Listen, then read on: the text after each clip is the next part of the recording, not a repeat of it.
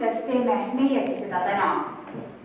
Sest eks Tootsi turvas ole olnud Kai ainus töökoht tema ülikooli lõpetamise ajast. Kai tuli ettevõttesse 73. aasta augustis.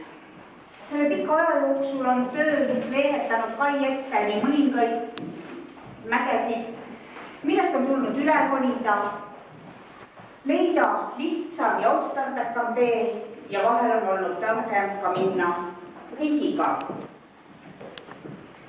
See kõik on vorminud Kaist tugeva praktiku, andnud suure töö ja juhi kogemuse.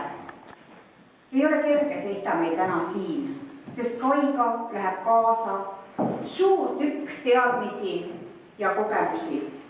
Sest eks me kõik ole kogenud, et aeg-ajalt oleme seisnud ja ei oska edasi üksi minna ning pärast arupidamist Kaiga oleme leidnud tee otsa kätte.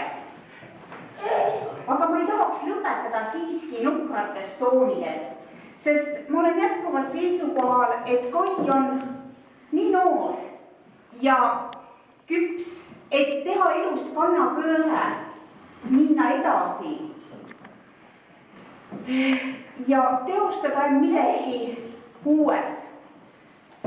Suur tänu!